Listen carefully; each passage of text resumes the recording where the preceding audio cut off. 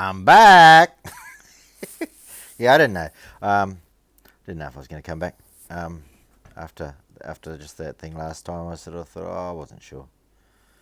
Not that that one's aired yet, but in the meantime, one person's subscribed and one person's liked something, and there's a couple more views. So I don't know what's happening. Maybe I don't know if I'm saying anything more interesting. It's just yeah. So figured out that little thing. Well, maybe like I got to have a think about why I'm doing this because it's a little bit crazy for an INFJ to do this stuff. Anyway, what do I want to talk about today? Um, I saw something slightly interesting last night on a channel, and as I've said before, I've sort of let me clear in the glasses here. This is a little bit. Is that better? Yeah. It was an interesting channel that was obviously spending a bit of time on the JDAH thing. Are we allowed to? Everyone seems to be not saying the words.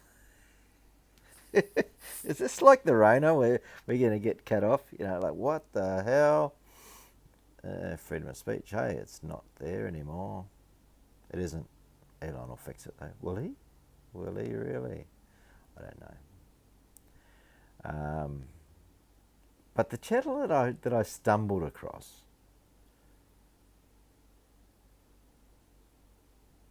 was sort of weird. It was an open letter thing.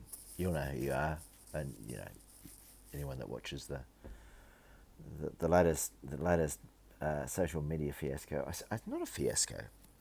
It's not. It's not to be belittled. I don't think the Johnny Depp thing. It's him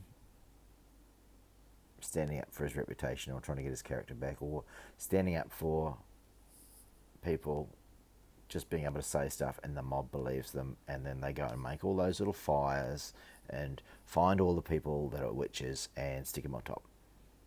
And the test to see if you're a witch or not is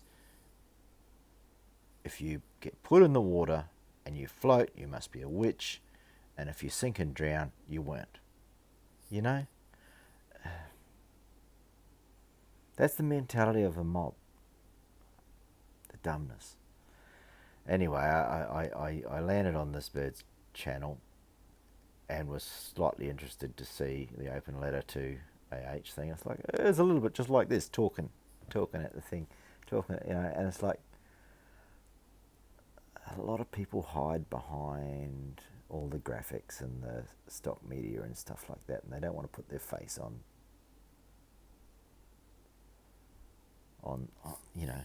out in the world. And I would never have said that I was, I was never in the debate club, and I, didn't really enjoy getting up to stand in front of the other kids in the class and have to do a 3-minute speech to do. But I never really, back in those days when I was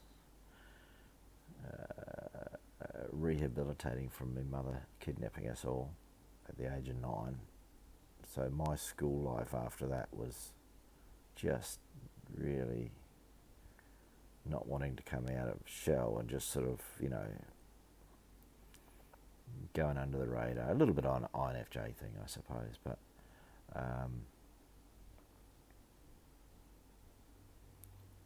so getting up and I had nothing passionate to talk about. I had nothing really that I wanted to talk about. But if I get going these days, or even at other times, if I get going on a subject that I'm really passionate about, you can't shut me up.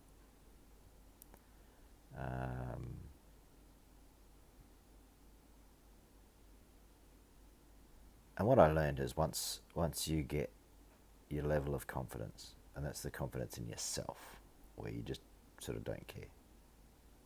You don't care what people think. I was able to sort of deal with a lot of that sort of stuff where I went for so many schools that I just didn't care what people thought, and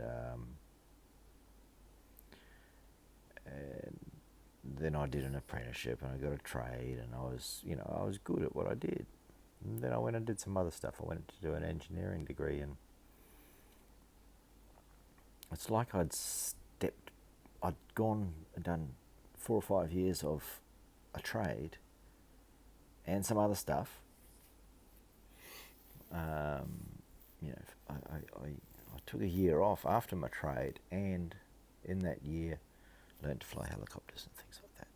Won a scholarship. It was this whole thing. I was nuts about aerodynamics, it turned out. And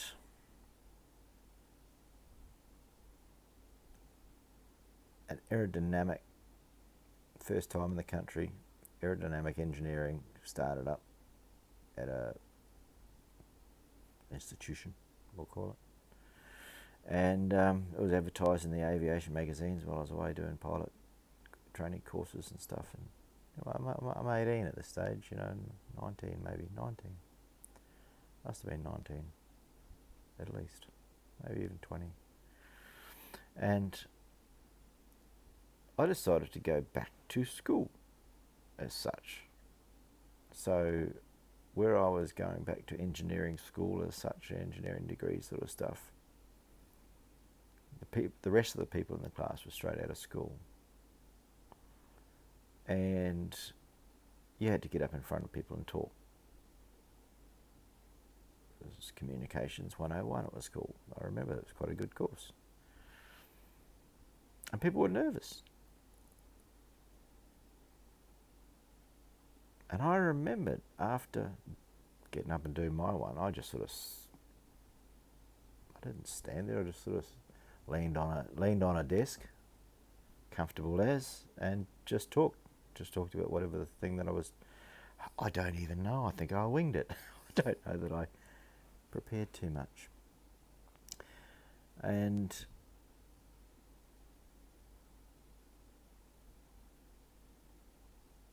the point is if you're confident in what you're about, you can sort of do it. Even the first little video that I made for YouTube, which was on a totally different channel, wasn't even meant to go on YouTube. It was just a mate at a different business, a different town, saying, "Hey, tell me about that little lifter thing you did for your business. The little thing you made."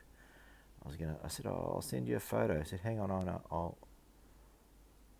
get the young admin girl to film me making a video about this thing." We made a video and I uploaded it on YouTube. I didn't know what the hell I was doing, but it was like no scripting at all, no preparation, no thought, just go for gold, and that was fairly natural. So and I've done a little bit on YouTube since, and on some other stuff, and I'm not scared of it. I should put some more personality in, maybe a bit more. Apparently you've got to amp things up so that it looks good on camera, but then again, that's that whole Instagram bullshit sort of thing of looking like you're I think people should just calm down a bit, just because the movie industry's made it so that that's what people expect doesn't make it real. So I've digressed, obviously, but what I found in this channel that I went to see was she was just sitting there in front of the camera talking a little bit like this about an open letter to Amber Heard, and she was just talking. I don't think she'd prepared anything.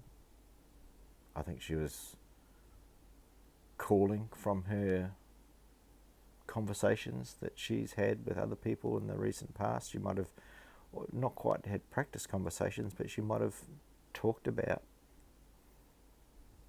the subjects that she was going to say. I think she did say that she just talked to her mother about it, and the mother said, "No, don't do it." But it seemed to be totally off the cuff and unscripted, and that makes it authentic. I liked it. I liked it. There's a lot, obviously some interest in psychology, if not some level of, I don't know, psychological knowledge. And when I went scrolling through her channel, I stumbled across this one was open letter to Elon. I thought, oh, I'll see that. I'll watch that. And then when I did, the background that was behind it was all these stars and this sun and moon sort of stuff, and it freaked me out because I thought, hang on, this is some sort of, you know, witchy type pentagrams, and is this some is this some sheer witch? No, and it freaked me out actually. I can't watch horror movies. You know, I have watched a couple growing up, and it's like, nah, I don't like it. And I did get sucked into that church cult thing a while back, and you know, like I sort of understand a lot of the stuff, and you know, just looked a bit tarot cardy, freaked me out a little bit, so I didn't watch that one. Then I went and found something else on the channel about philosophy and psychology and the state of the world, and I really agreed with a lot. I could have conversations with that person. You know what I mean?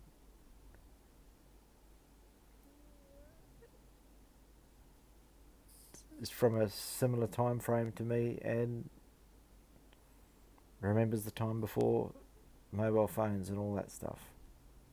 I still talk about all that sort of stuff with people.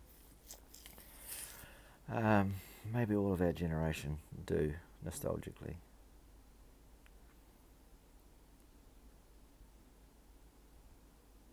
So I made a comment about that video and how I got scared away by the Elon one. I did go back and watch it.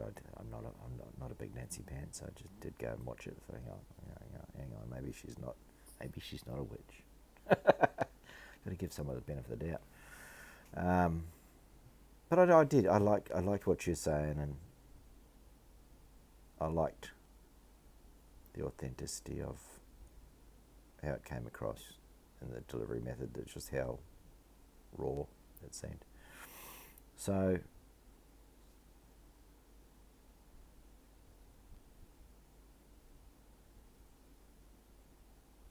because I saw that,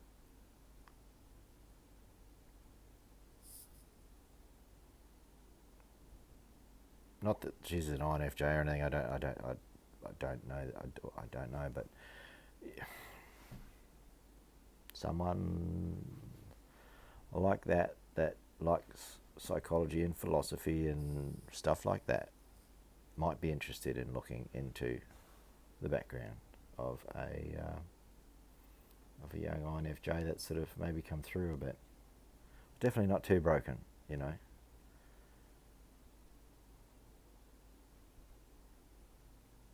In a way, I feel like I'm 20 years behind where I could have been if I had been, you know, totally.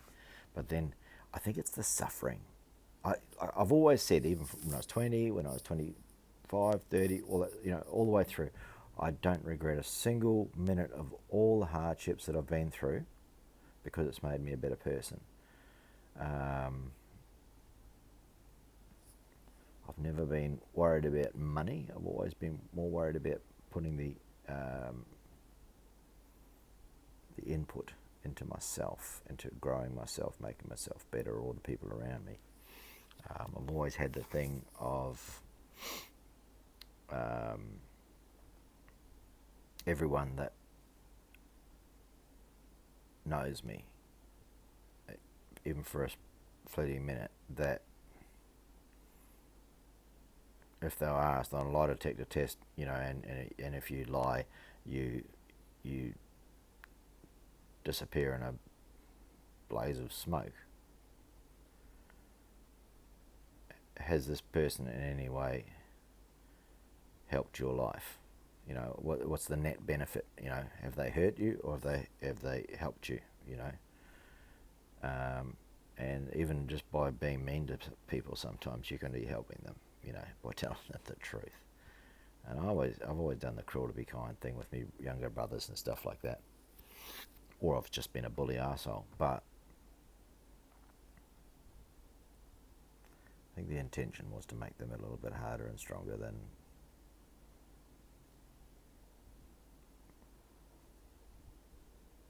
they could have turned out, just to get them ready for.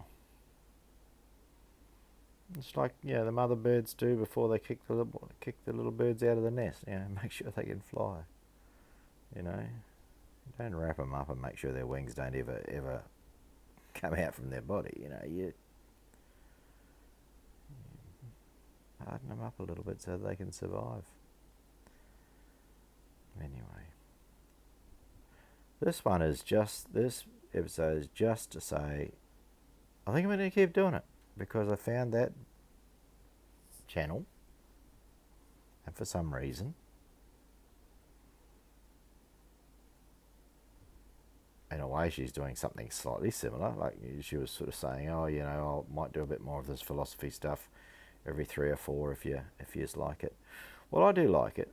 She had a background in knew some French fella or whatever it was, that Marcier, or I didn't bother checking the name, Birdo or whatever his name is. It was interesting stuff. It really was. I think I will watch a couple more of her things for sure.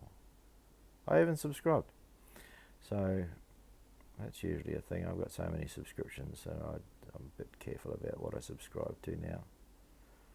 I do go through every now and then and get rid of some, but I think, oh, hang on, but I still do like them, and I might just keep them around just to see if anything good comes up, Because I'm this person that sort of has this fate type thing. Like even for this, I was thinking, hang on, if I bail out of this channel right now, leave it open, and then the time that I come back, it'll be because something random that I say might help someone somewhere, and I don't know, I've got this, it's an INFJ thing, it's just feel like you read the future, or you should be doing something, like the normal consensus would be you should be going out and trying to make something happen about that, and I'll go, no, I don't feel it's the right thing. I'm going to sit back and wait for it to happen, and when it happens, it will be the right thing. I've done that all my life. It's always worked out. Always been lucky. I've always survived.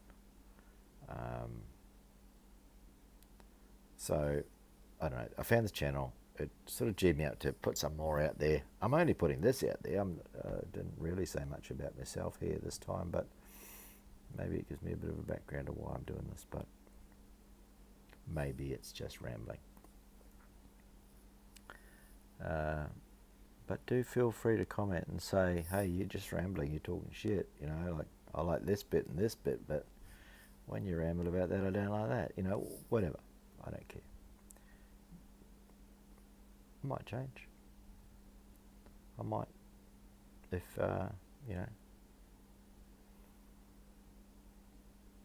it's that positive reinforcement thing,